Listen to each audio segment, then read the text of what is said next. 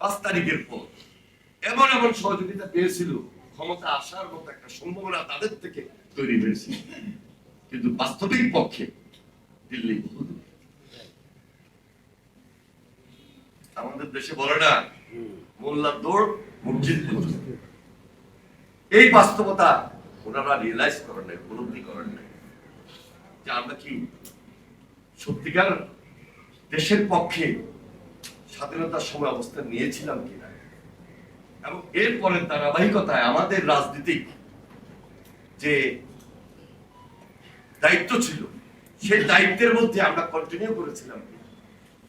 ওই যে 86 সালের কথা বলেছি, 96 সালের কথা বলেছি, আসলে তো করেন না, মানুষ এগুলো মনে রেখেছে।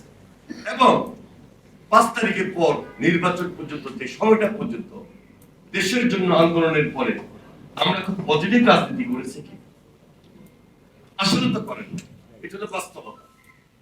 তারপরেও যেহেতু একটা ষড়যন্ত্র এবং অভয়ের মধ্যে কাজ করেছে বিদায় আসল পেয়েছে। খারাপ আসল তো পান নাই।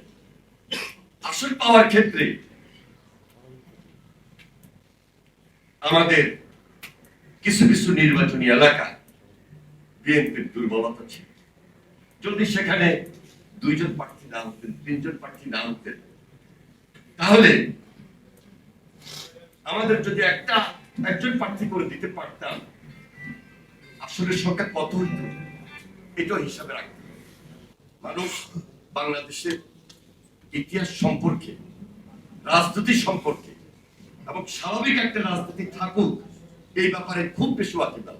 মানুষ চায়, মানুষ প্রত্যাশা করে। আরেকটা জিনিস মানুষ প্রত্যাশা করে বিএনপির কাছে, আমাদের কাছে।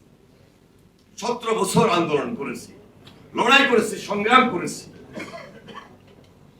সবার কিন্তু একটা ডিমান্ড আছে, সবাই কিন্তু তাদের চাহিদা আছে। চাহিদা এটা না যে আমাকে একেবারে আপনি বাড়ির বাজার সদাই করে দিবেন, তা না। একটা স্বাভাবিক জীবন, স্বাভাবিক পরিবেশ, আইন শৃঙ্খলার উন্নতি, দ্রব্যমূল্যর যে একটা কন্ট্রোল, আরেকদিকে নিজের একটা পারিবারিক নিরাপত্তা।